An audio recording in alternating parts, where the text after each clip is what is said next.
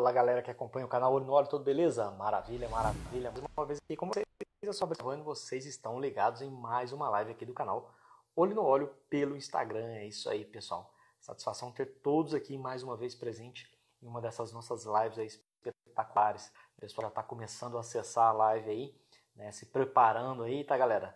Fica sentadinho aí no sofá, né? Ou na cama, acompanhando o nosso conteúdo. Show de bola. Hoje a gente tem um convidado especial, né, Marcos Davi, né, da Chevron Oronite, né, pessoal aí, né, que desenvolve aditivos no mercado de lubrificantes, né, uma das grandes empresas aí desse ramo.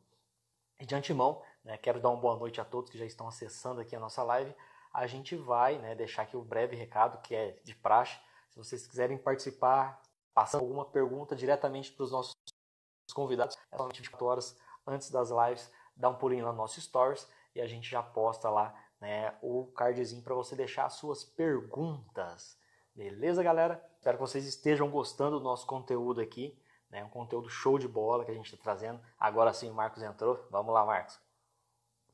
Conteúdo aí, né, de alto nível para vocês que querem sempre saber um pouco mais dos lubrificantes.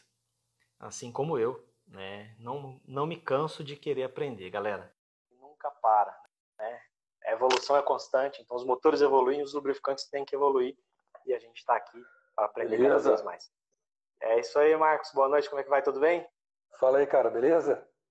Maravilha, o áudio está ok. Gostaria que você só desse uma viradinha, se fosse possível, para que a sua imagem ficasse um pouco mais perfeita aí, o seu perfil, Marcos, por favor. Mudar para cá? Isso, garoto. Aí. Tá beleza?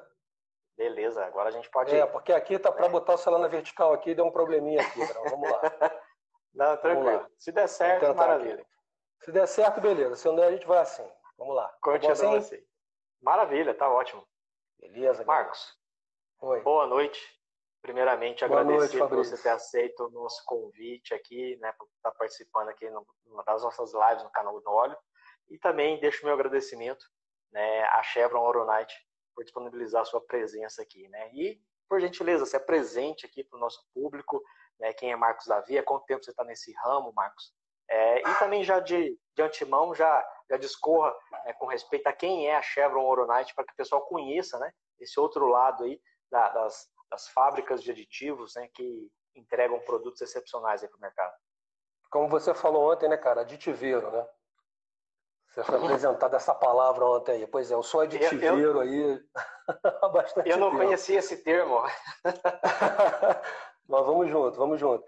Bom, é o seguinte, cara, eu tenho aí, esse ano completando aí 22 anos de indústria. Comecei minha carreira na Mobil Oil, lá atrás, e depois a Mobil virou Esso, ExxonMobil, né? E a gente passei aí meus 8 primeiros anos de carreira em lubrificante, com cargos que tinham muito... via a live da Fernanda ontem, assim, é muito bacana relembrar isso, essa questão de aplicação. E minha escola foi essa. Minha escola foi de Mobil, de ExxonMobil, com contato com aplicação de produto, e tanto área industrial quanto automotiva. E depois de 8 anos na ExxonMobil, eu vim para o mundo de ativeiro, dos aditivos, aí desde 2006 estou na Oronite, e já são aí, esse ano vai fazer 14 anos de empresa, né, cara? Então, assim, são 22 anos, como eu falei. É bacana ter tido essa experiência de passar um pouco por lubrificante, um pouco da aplicação, e depois você dar um passo atrás e ver como é que a gente desenvolve o produto. Então foi bacana, né? Ter essa, olhando para trás assim, é muito legal, assim, as diferenças com relação à aplicação de lubrificante aditivo. E a Oronite, cara, a Oronite é uma empresa que tem mais de 100 anos de mercado. A Oronite é parte da Chevron, né? Ela é uma das 4 grandes companhias produtoras de aditivo. A única entre as 4 que é parte de uma companhia integrada de petróleo. Isso causa alguma confusão nas pessoas em alguns momentos, né? Porque o que é Chevron Techap, o que é Chevron Chemical, o que é Oronite? Mas a Oronite é parte da Chevron, né? Tem todos os firewalls estabelecidos. Mas é uma empresa, como eu falei, que tem mais de 100 anos. Ela começou lá atrás, se você pensar naquelas 7 irmãs lá do Rockefeller, a Oronite também nasceu daí, nasceu do que era a Standard Oil da Califórnia. E aí tem uma história de desenvolvimentos pioneiros nessa área, passando por aditivos para tratores, ferrovias, automotivo. E hoje é uma empresa, como eu falei, entre as 4 grandes, e tem aí uma participação forte no que é heavy duty, PCMO, tem liderança no que é aditivo para marítimo, para ferrovia, fluidos de trator e também na parte de motocicleta. Só um briefing do que é a companhia. E o nome Oronite, pouca gente sabe, Oronite é uma alusão a Oronite, é de black gold, de ouro negro, e por isso que a gente tem esse carinhoso nome aí de Oronite. Maravilha, eu até não sabia dessa do nome Oronite. A gente aprende cada dia mais aqui, galera. Eu já falei pro pessoal no começo da live aí, né, o mundo dos lubrificantes é um universo que a gente aprende todo dia, nunca para, a evolução é constante. E você falou aí de dar um passo atrás, né, e partir para os aditivos, eu vejo de outros olhos, dar um passo à frente, porque você vai lá para a ponta, né, do desenvolvimento dos produtos. Quando eu falei um passo atrás, é um passo atrás na cadeia, né, na verdade. Não, né? não, sim, não. Compreendo, eu digo uma alusão, uma outra perspectiva. Não, mas é bacana, cara, ter essa condição de olhar as duas partes, mas realmente, como você falou, a ponta do desenvolvimento tá em aditivo, é muito bacana isso. Uhum. E aqui, pessoal, a gente vai falar hoje, basicamente, a gente vai focar um pouco mais na questão de linha HDMO, né, linha diesel pesado, como é conhecido aqui. Né? Ontem a gente falou com respeito à linha de produtos, aplicações, e a gente decidiu dar uma aprofundada um pouco mais, conhecer um pouco mais do outro lado, aí, a questão de aditivos, né, dentro dessa cadeia, né, dos lubrificantes. E aí, né, graças a Deus, nosso amigo aqui, Marcos Davi, aceitou o convite para trazer muito conhecimento, porque a bagagem dele é pesada, galera.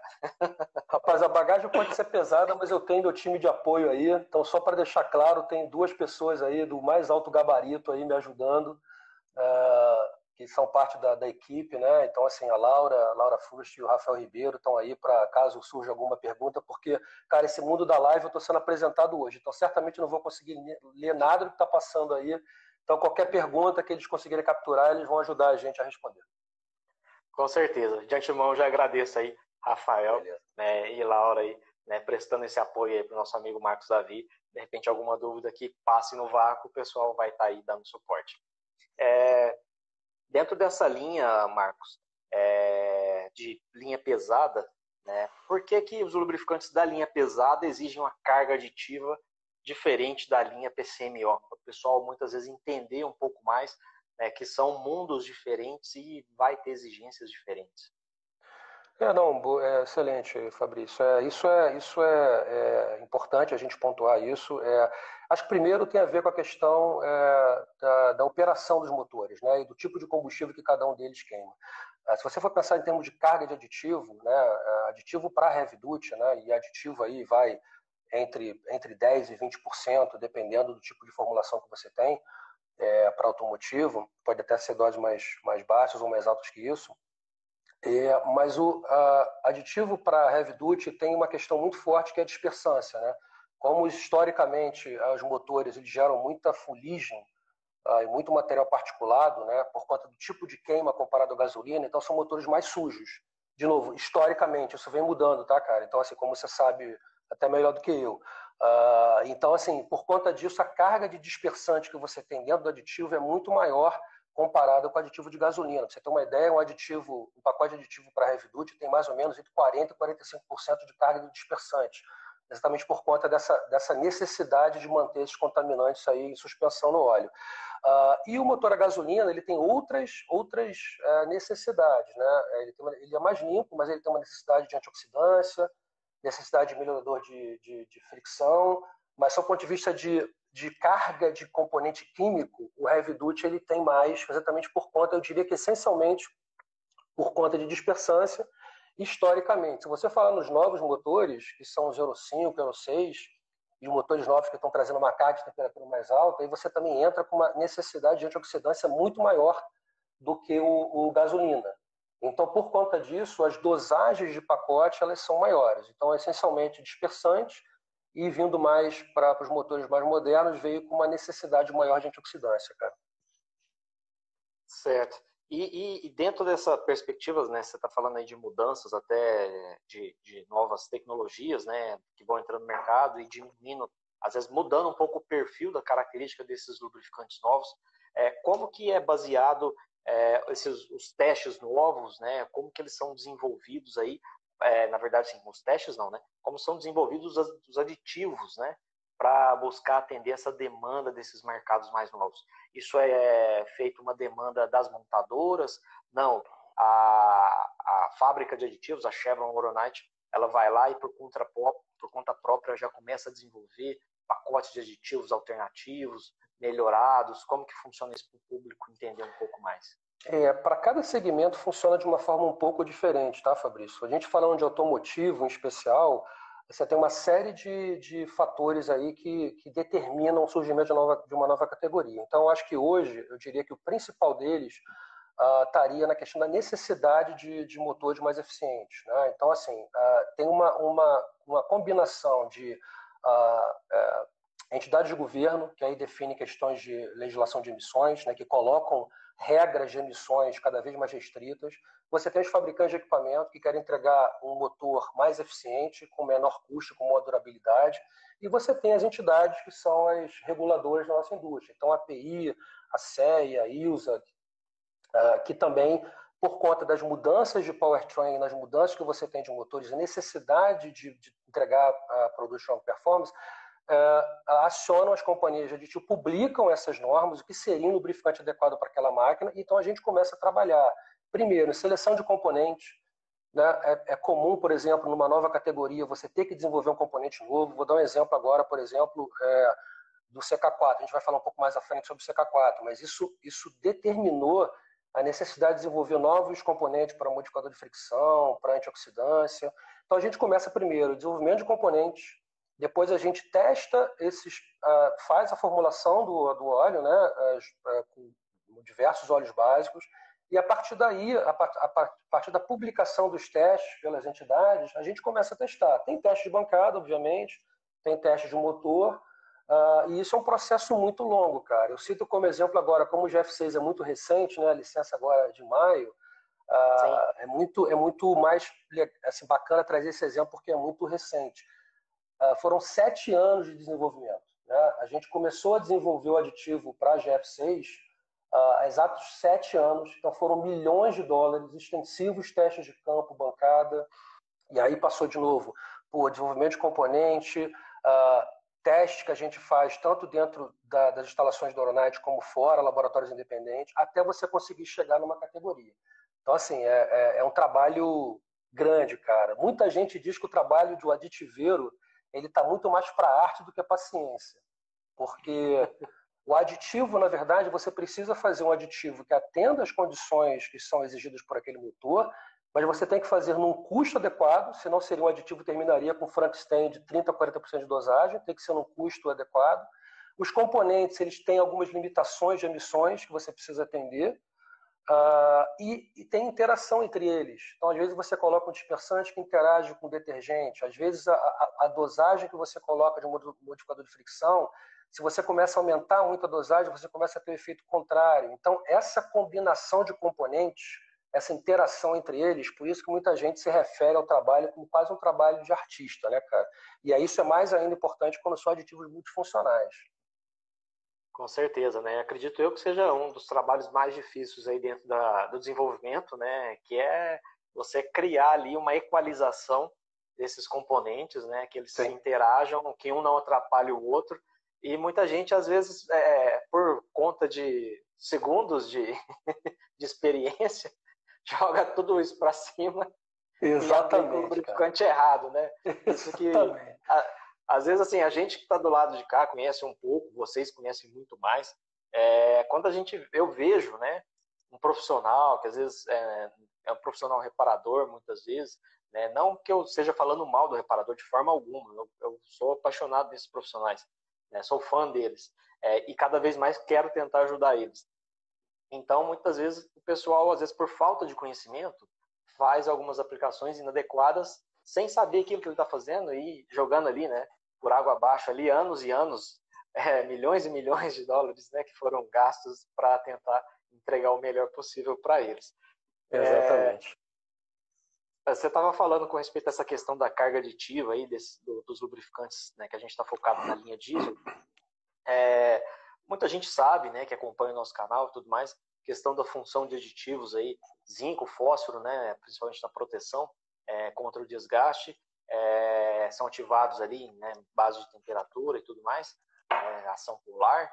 E um outro ponto que eu gostaria de trazer, né, se você pudesse falar um pouquinho para o pessoal entender, a questão dos aditivos de limpeza, né? Você falou do dispersante, tem os detergentes também. Como é feita a ativação desses tipos de componentes nos motores? Quando que ele começa a agir? Ó, deu partida, ele já está agindo? Não, ele precisa de ter ação da temperatura? Não, né? Existe um outro fator condicionante para isso. Você tem, como eu falei, né, aditivo é uma mistura de componentes químicos, né? Então cada um ele age de uma forma diferente, né?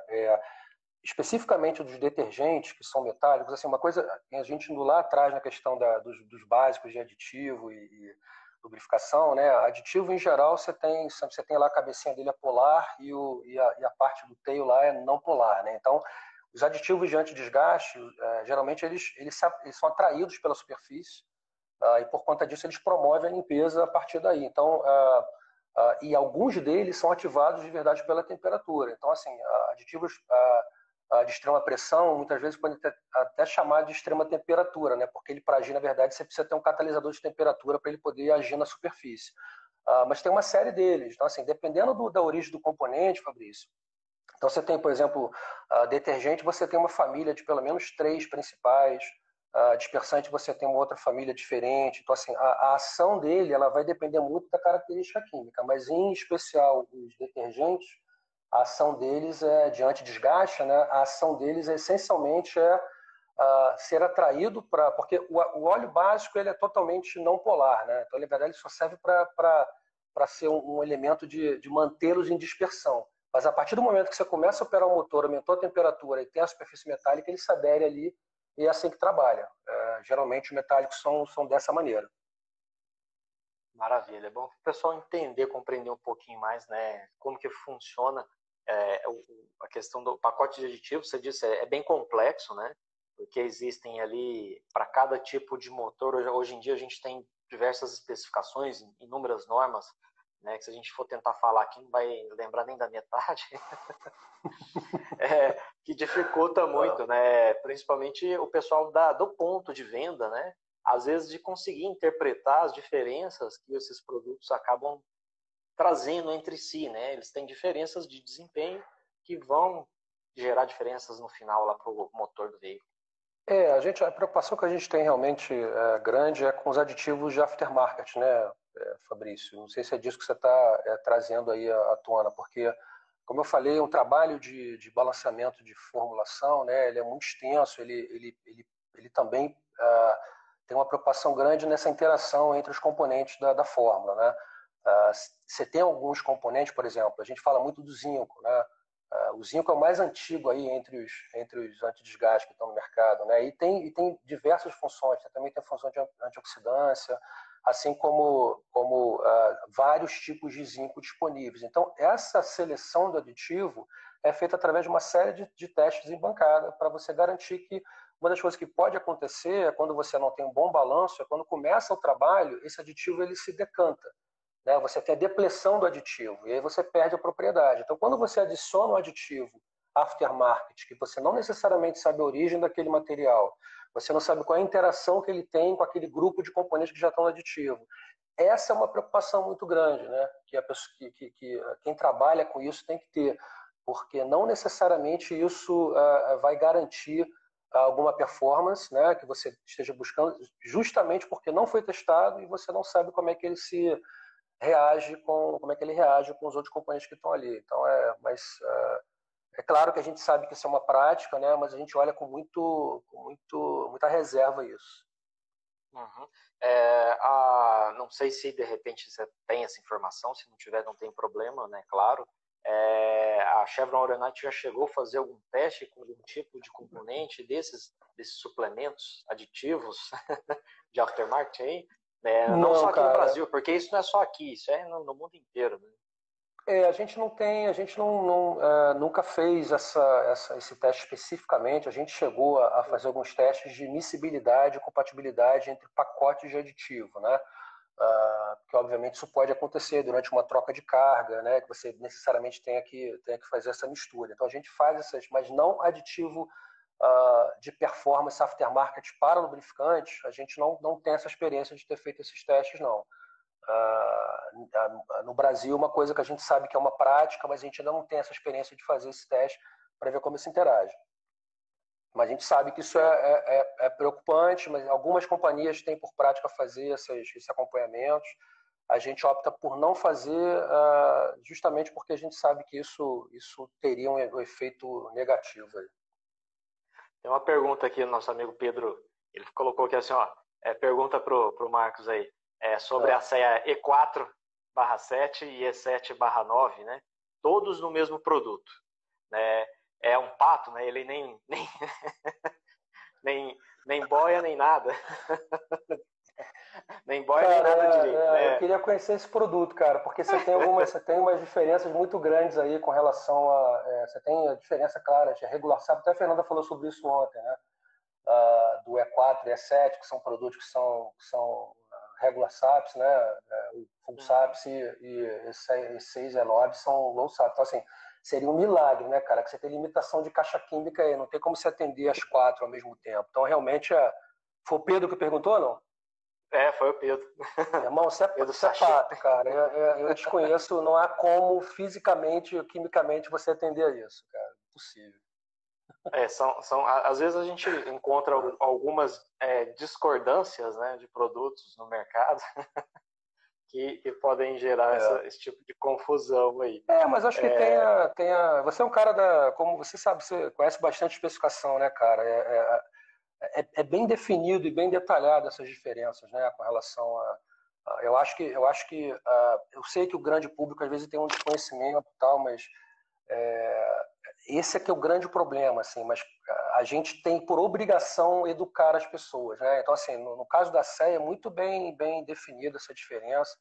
Então, eu sei que nem sempre é fácil passar para o consumidor final, cara, mas a gente tem a obrigação de educar, né? Principalmente o pessoal de reparo, faz reparação, como você falou, mecânico, porque são coisas que são inconcebíveis, cara, não tem como. Isso aí é um exemplo clássico.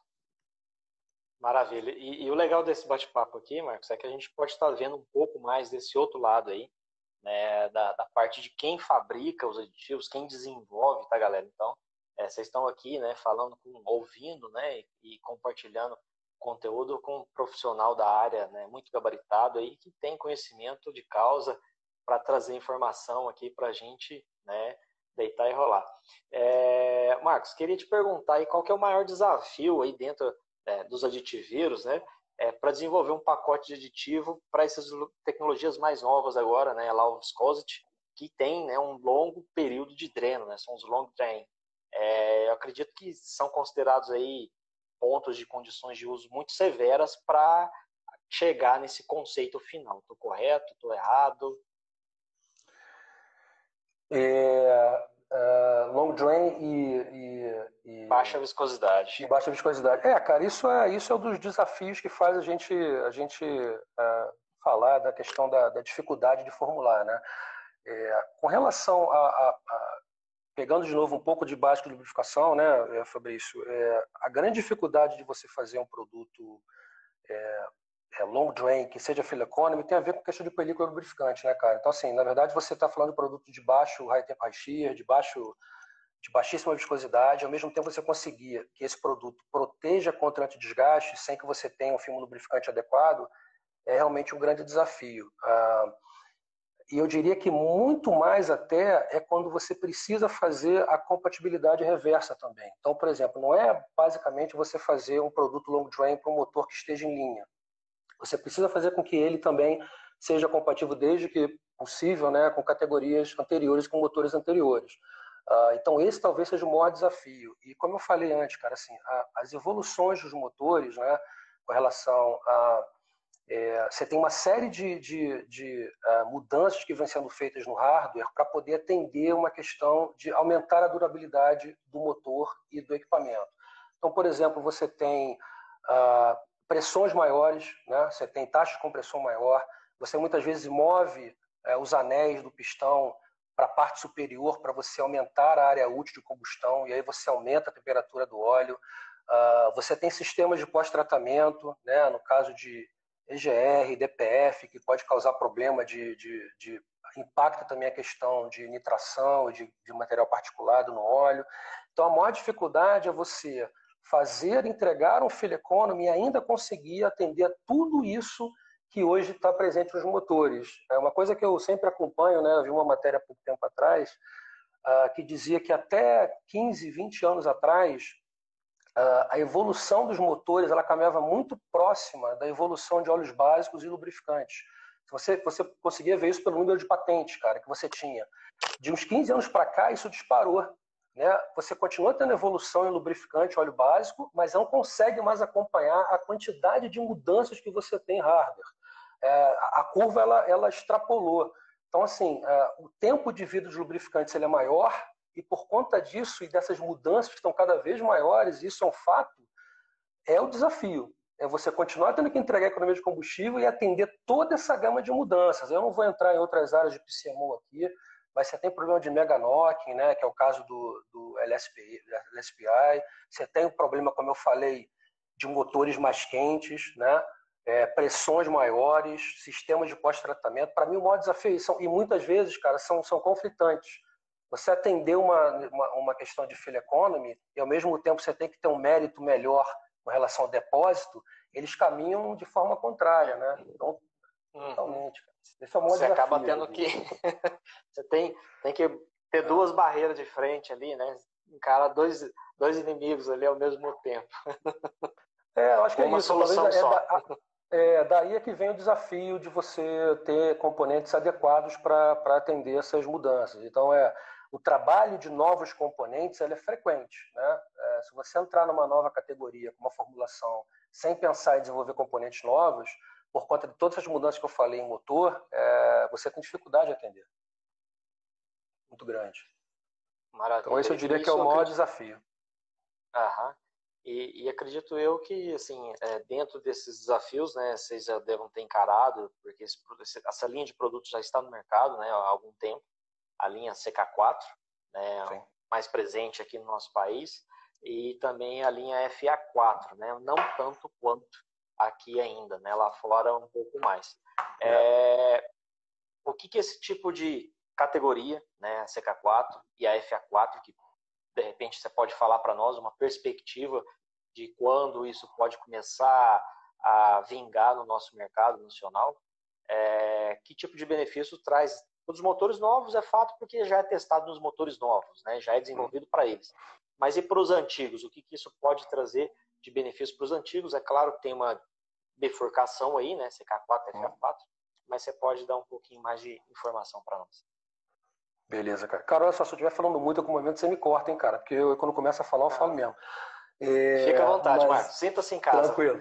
Valeu, cara. Bom, na verdade, assim, primeira coisa que é importante falar, cara, se você olhar para o CK4 e sem querer entrar naquela sopa de letrinhas tremenda que a gente não teria nem tempo de falar aqui, se você for olhar para os testes de motores do CK4 e FA4, você tem basicamente 9 testes de motor. Né? Desses 9 testes, Fabrício, 7 são o que a gente chama de legacy testes. Né? São testes que estão ali, que já eram parte de outras categorias. Eram presentes na categoria CH4, CJ4, C4 Plus.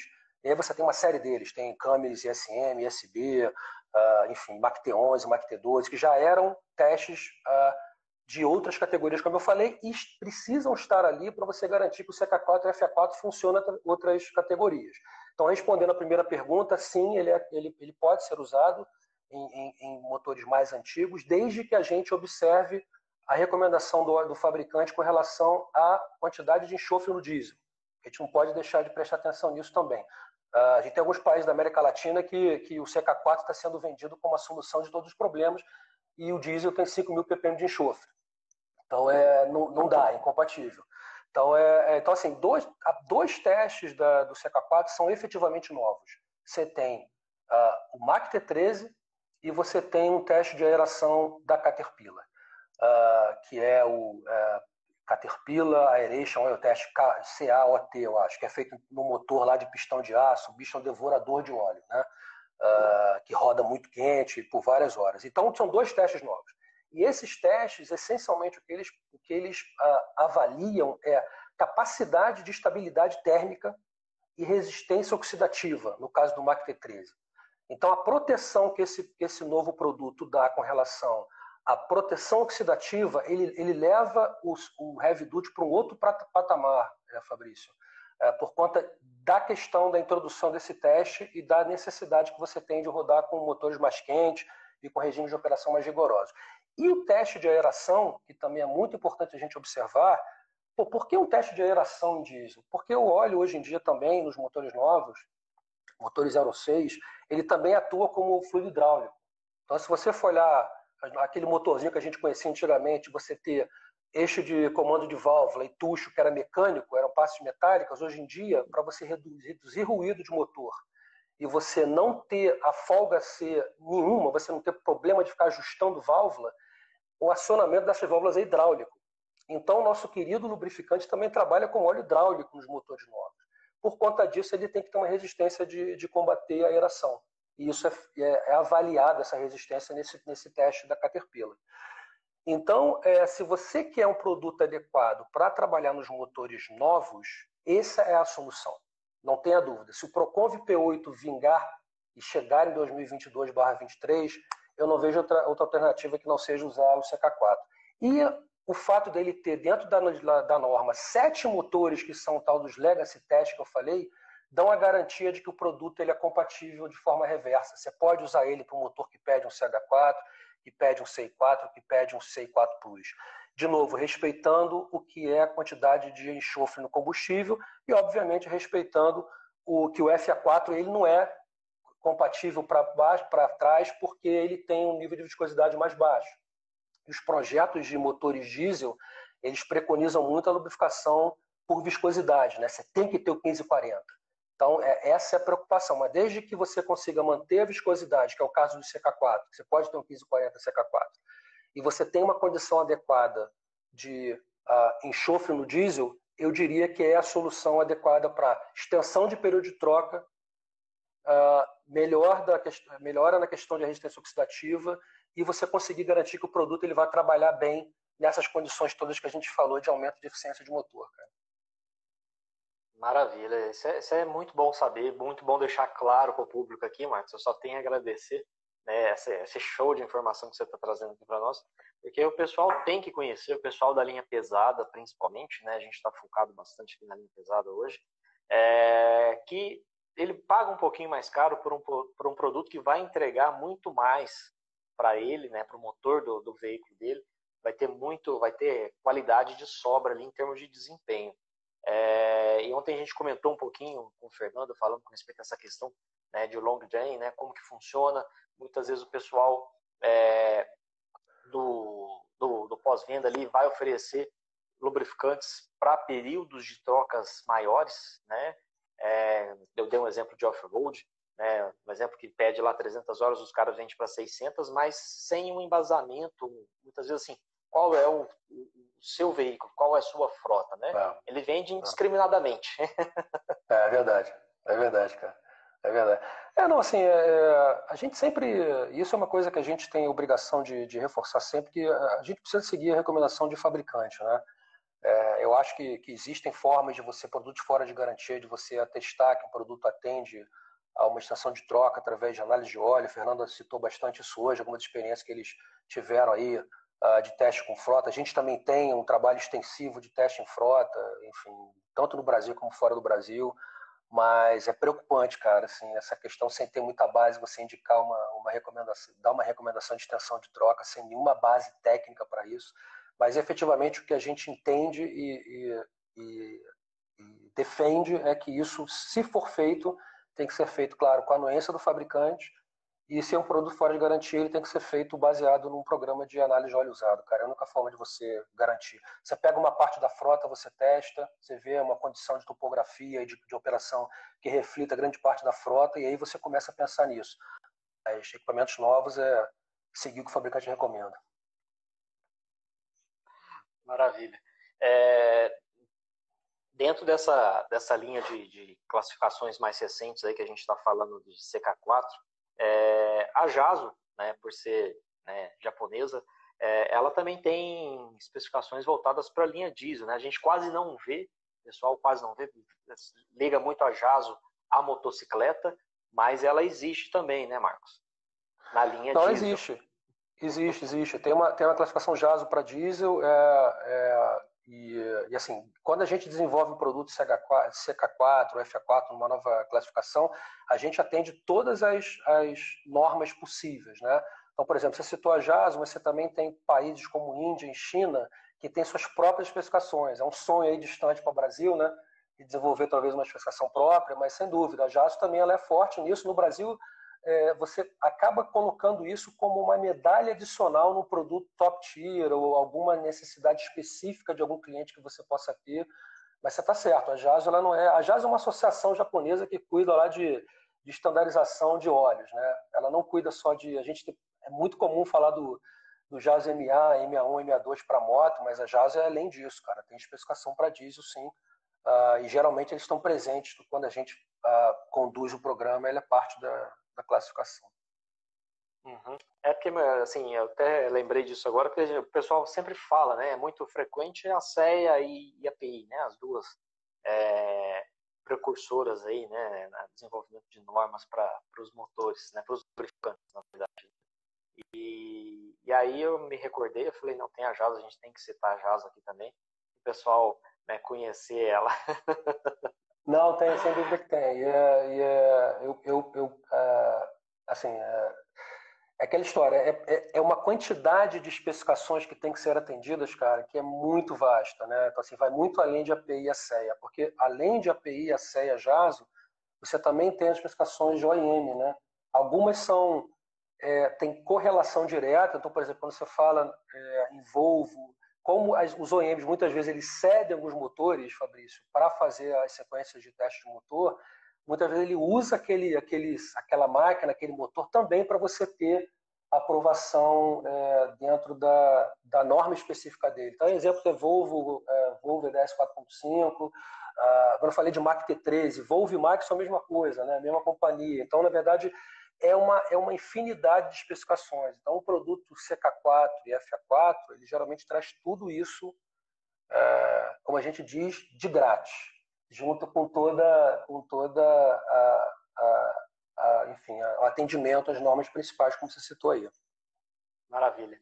E queria que você falasse um pouquinho para nós aí, um ponto que eu vejo muito importante, principalmente para o pessoal que é reparador, como também para o pessoal proprietário da linha pesada, essa questão do biodiesel cada vez mais aumentando o seu uso. Teve uma pequena intriga ali no começo, né? O pessoal querendo que promulgasse aí, né, do B11, P12, né, tal.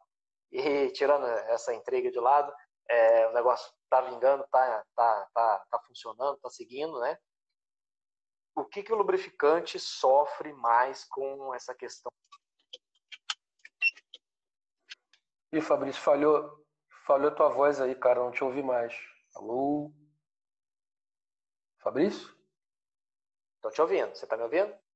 Eu não ouvi tua pergunta, cara. Eu ouvi até você falar da questão da preocupação do biodiesel, mas a metade da pergunta eu não escutei. Desculpa. Tá, então, mas agora você tá me ouvindo. Agora eu tô te vendo perfeito. Maravilha. Então vamos repetir aqui. Essa questão aí do aumento do biodiesel cada vez mais, né, no nosso cenário brasileiro, como que qual que é a maior dificuldade, né, para esses novos lubrificantes que já estão desenvolvidos ou também futuros novos desenvolvimentos aí que podem vir, para combater, né, as mazelas que o biodiesel traz aí para os motores? Beleza, cara. Boa pergunta também. Vamos lá, assim, o biodiesel, a quantidade de biodiesel no Brasil que está em 12% e pode chegar a 15%, deve chegar em 15% em 3 anos, né, 1% ao ano. Primeiro que isso, é claro que o Brasil tem essa possibilidade, porque o Brasil, até onde me consta, é o maior produtor mundial de biodiesel, né? Então isso é uma questão também de demanda. Cada 1% que você aumenta, também, se eu estou correto nos números, você aumenta a quantidade de necessidade de biodiesel no mercado para 600 milhões de litros. São 600 milhões de litros ao ano para cada 1% que você aumenta. Então, o Brasil tem essa condição porque o Brasil tem biodiesel aí a dar com pau. Existe uma preocupação, sim. Eu acho que quando você passa de níveis de 10%, a preocupação já é real. Alguns fabricantes têm uma grande preocupação com isso. Eu diria essencialmente pelo seguinte, Fabrício, até a Fernanda comentou um pouco sobre isso ontem também. Por conta da maneira que a gente fala muito de Euro 6 e questão de DPF, né? Então, assim, os motores Euro 6, ele tem uma característica de injeção de combustível um pouco atrasada. Depois da combustão, ele injeta o combustível, o diesel, para você fazer com que esse diesel vaporizado, ele vá lá para o DPF e ele queime aquelas partículas e faça a regeneração do filtro. A questão é que a temperatura de destilação do biodiesel é diferente do diesel. Então, quando você vaporiza esse combustível, o biodiesel muitas vezes não vaporiza na mesma proporção. Então, o que é B5 no tanque pode virar B30, B50 no cárter, porque você vaporizou, você tinha B5 de concentração, você vaporizou mais diesel do que biodiesel. Então, a concentração aumentou e isso vai lá para o cárter. Então, assim, entendi. O B5 muitas vezes ele é mentiroso. Fica um resíduo muito maior do biodiesel para contaminar o lubrificante do que propriamente só do diesel. Exatamente. Para você ter uma ideia, cara, você tem casos de quando você roda por 10, 12 mil horas, teste que a gente rodou, um B5 no tanque, ele concentrou como B30 no cárter, por conta dessa diferença de temperatura de destilação e da vaporização. E isso é uma coisa que diluição de combustível sempre existiu e sempre vai existir, mesmo antes do biodiesel. A questão é que com o biodiesel, por conta dessa diferença de propriedade físico-química, ele traz um alerta maior. Então essa é a primeira preocupação. E quando você dilui biodiesel no lubrificante, você cai a viscosidade, porque a viscosidade dele é menor. Se você for pensar, primeiro que ele promove uma diluição um pouco maior, segundo que ele concentra um pouco mais no cárter. Então está aí a preocupação. Já começamos a pintar um problema sério aí. E o biodiesel, ele interfere na questão de antioxidância e de propriedade de desgaste, cara, assim, fortemente. Também vou citar a minha amiga Fernanda, porque ela esteve falando ontem, ela chegou a fazer alguns testes em 2010, que foi comprovado isso, e a gente também comprovou isso, que ele dá efeitos em antioxidância, e tem um efeito que pouca gente fala, que é um efeito de antidesgaste. Por quê? Vou voltar ao primeiro comentário, os primeiros que eu fiz, do aditivo ser cabeça polar e o rabinho lá não polar. O biodiesel é igual. Então, na verdade, o biodiesel ele compete no motor pela mesma superfície que o antidesgaste. Então, eles vão lá brigar lá na paredezinha do cilindro pela mesma superfície. Então, você perde a eficiência de antidesgaste.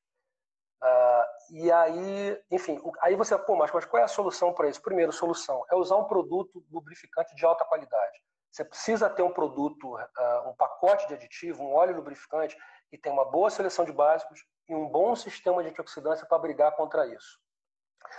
Então, assim, isso a gente está falando de 10%, 12%.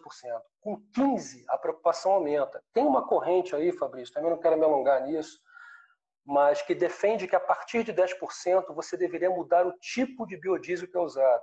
Tem um papo já rolando com a AEA, com a RenovaBio, que é um programa governamental que está objetivando lá a queda de gás de estufa lá para 2030, que fala de um tal de HVO, que é a mesma origem do biodiesel, só que ele é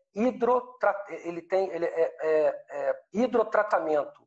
É diferente da produção do biodiesel que a gente tem o FAME, que é lá por transesterificação. Então ele é mais puro, ele não tem oxigênio, ele gera menos NOx, ele gera menos CO2.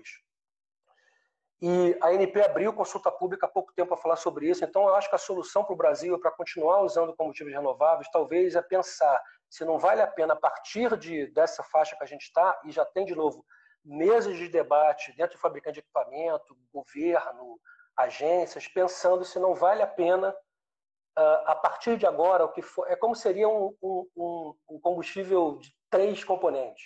Você pode ter o diesel, você vai continuar tendo o biodiesel que a gente conhece ali, o ácido graxo, e você pode ter o tal desse bicho aí que é hidrotratado. Isso sintético. É uma tendência. É o diesel sintético. Cara, é mais ou menos, vamos comparar óleo básico grupo 1 e grupo 2. Você está falando da mesma fonte e você está falando de processos de refino diferentes. No final você tem um grupo 2 que tem muito menos enxofre e mais puro, e você tem um grupo 1 que é mais impuro. É mais ou menos, mal comparando, é isso. E só para citar um exemplo, na Europa, quando você tem taxas de biodiesel acima de 7%, você obrigatoriamente tem que usar esse diesel verde, que eles chamam. Você não pode usar o diesel de ácido graxo. Legal, eu até ia te perguntar isso, para você dar um uma perspectiva do mercado mundial, né, de algum ponto aí, que não seja apenas aqui do nosso país, como que anda lá fora, né? O uso de tecnologias de biodiesel. Então, lá fora, cara, se você for pegar a Ásia, por exemplo, uma média, os países estão usando mais ou menos entre 10, média, né, 10 e 12%, mas tem países como a Indonésia que usa 20%. Né? Imagina já isso. Está nesse nível já. Mas assim, lá é só biodiesel ou é o... Não, lá é só biodiesel. Na Europa, por exemplo, é 7% em alguns países, mas se você passa de 7%, você tem que usar o tal do diesel verde que eu te falei. E os Estados Unidos, esse diesel, que é o hidrotratado, ele já é conhecido como Renewable Diesel, RD, que eles nem falam muito desse biodiesel que a gente usa aqui de esterificação, cara, que é feito com metano, lá, o bicho cheio de água, de hidrogênio lá, e causa gera um bando de dióxido de nitrogênio. Então, falando do seu ponto de vista de países desenvolvidos, ele já tem uma preocupação de, se tiver que aumentar a taxa, de você usar um biodiesel melhor tratado. Um biodiesel grupo 2, vamos dizer assim. Né? É isso. Então, o Brasil já está no que a gente chama de no nível dos mais altos com relação à utilização de biodiesel. E traz uma preocupação muito grande, como eu falei, cara. Uhum. Solução para isso, lubrificante, aditivo de alta qualidade. Os tem. Exatamente, os aditiveiros tem. Procura que a gente tem. De uma forma bem sintética aqui, bem sintática, né, Marcos? O pessoal às vezes quer entender como que funciona. Por exemplo, né, uma empresa fabricante de aditivo, igual a Chevron Granite, ela atua em parceria com montadoras, com desenvolvimento, com pessoas que desenvolvem motores, né, indústrias, né, em geral, e também a gente está falando de motor aqui, mas isso eu acredito que seja geral, para atender as performances que cada uma pede, mas vocês também têm os seus produtos para disponibilizar para o mercado que quer produzir os produtos dentro das normas que os pacotes já são pré-aprovados, correto? Sim, eu não entendi a última parte da pergunta, falhou um pouco para mim, Fabrício. No caso, a indústria, né, aditiveira, né, vocês aí, Chevron Orenite, disponibiliza para o mercado atender a demanda das montadoras até em desenvolvimento e atender ali as exigências delas, e atendem também o pessoal produtor, né, que quer ter o produto que atende a especificação, ou seja, vocês têm um pacote aditivo pré-aprovado, né, ele não é, digamos que, homologado pela montadora, porque o aditivo, para ser homologado, o produto tem que estar pronto, acabado, né? Mas vocês disponibilizam o produto, o pacote de aditivo já pré-aprovado, é isso, correto? Corretíssimo, cara. De novo, assim, isso muda de linha de produto para linha de produto, tá? Na área automotiva, em especial, geralmente as aprovações são entregues aos fabricantes de aditivo. É claro que tem alguns casos que são híbridos, né? É um trabalho conjunto de empresa de aditivo e companhia mescladora de óleo lubrificante, mas existem muitos casos em que a aprovação ela é obtida pela companhia de aditivo, claro que numa fórmula fechada, né? O OEM ele não permite que você mude a fórmula, você pode ter às vezes até mais de uma fórmula aprovada, mas você não pode fazer mudanças sem a anuência deles, e a gente entrega isso para os produtores já com a aprovação. Então, se você seguir aquela fórmula que eu aprovei e testei no OEM, você tem a aprovação. É claro que você tem que cumprir aí um rito aí para poder registrar esse número, esse código dentro do site deles. Tem uma brincadeirinha aí para ser feita, mas em muitos casos a aprovação ela é feita pelas companhias de aditivo e a gente entrega esse leque de opções para as companhias quando elas precisam, né? E existem casos em que as aprovações são feitas diretamente pelas companhias mescladoras de lubrificantes. Mas, respondendo a tua pergunta, é muito comum em automotivo a gente fazer esse trabalho previamente e a aprovação ela já ser em cima do pacote de aditivo. Maravilha, vocês entregam, e só para ter entender, o pacote de aditivo, ele é um pacotinho pronto aqui, ó, toma aqui, ó, esse aqui é o pacote de aditivo, você põe 5 gotinhas lá no lubrificante, né, no óleo de base X, Y, né, volume tal, eu preciso a cada 1 litro eu preciso de 100 gramas disso aqui. É mais ou menos assim? É isso, cara. É mais ou menos isso. Como diz meu amigo Kleber Lins, é o famoso, ele usa uma alusão chamando de biscoito, né? A gente está vendendo, a gente vende um pacote de biscoito e nesse pacote tem um monte de biscoitinho sortido, cada um é um componente. A gente diz, olha, você tem que colocar esse pacote aí nessa massa, exatamente como está aí, no teu óleo básico, que vai ser um básico A, B ou C, e você vai ter a tua performance. Às vezes a gente tem um pacote de biscoito menor, pacote de biscoito maior, às vezes a gente tem que mudar um biscoitinho, botar um biscoito especial ali, mas basicamente o que a gente faz, cara, é vender um pacote fechado. Eu falo pacote de biscoito porque é uma alusão perfeita, porque primeiro que é pacote, e segundo porque ali dentro tem uma série talvez não seja tão perfeita porque os biscoitos são todos iguais, né? E no aditivo você é como se você tivesse aí cada um com peso distinto, cada um com um comportamento diferente. Então, Fabrício, é isso, cara. A gente diz, olha, você tem que colocar isso aqui a 10% em peso na tua fórmula, tem que usar com esse básico, com esse melhorador de viscosidade, com esse PPD, se for uma formulação amarrada, ou a gente dá flexibilidade, porque na indústria lubrificante é muito comum você ter problemas de suprimento, né? Então, quanto mais versátil for o aditivo, né? Olha, ele pode trabalhar hoje com esse básico, mas amanhã ele também pode trabalhar com esse outro básico, dá flexibilidade a quem faz. Mas quando a gente informa, e a gente tem que até mandar uma cartinha que ele usa para registrar o produto na NP, a gente define exatamente a que dosagem em peso aquele aditivo tem que ir dentro do óleo básico.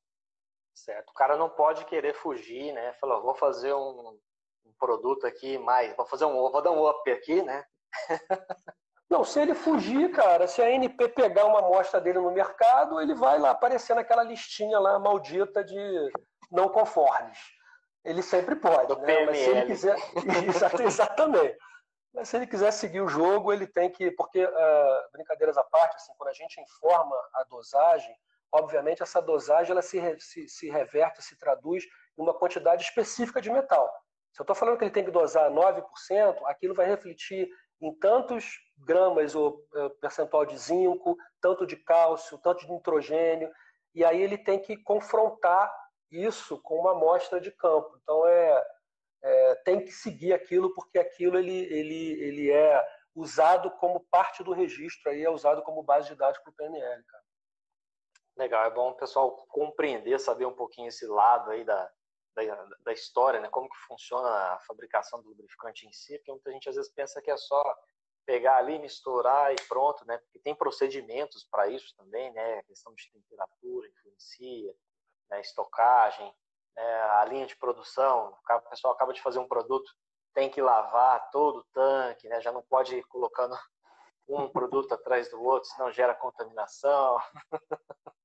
Exatamente, cara. É complicado isso, mas a gente procura dar o máximo de informação possível aí e suporte também nessa questão de formulação, Fabrício. Claro que tem grandes companhias, né, que tem isso muito bem estabelecido, mas a gente sabe que para algumas empresas é importante também dar um pouco de suporte com relação à fórmula, com relação ao que você falou aí, que envolve produção, envolve uma série de questões aí. E o grupo Chevron Oronite, ele está presente hoje em quais regiões aí do mundo, pessoal, saber, Marcos? Rapaz, primeiro eu acabei não falando quando me apresentei. Eu sou gerente de vendas para a América Latina. Então, assim, Marcos Davi falando é do muro do Donald Trump até o deserto da Patagônia. O pessoal não gosta quando eu faço essa brincadeira, mas eu adoro fazer isso. E a Oronite está presente em todas as partes do mundo, cara. A Oronite tem... Primeiro que a gente se divide como corporação e basicamente você tem funcionários trabalhando em supply e em parte de supply e manufatura, você tem pessoal de pesquisa e desenvolvimento, pessoal de vendas e marketing, da qual eu faço orgulhosamente parte.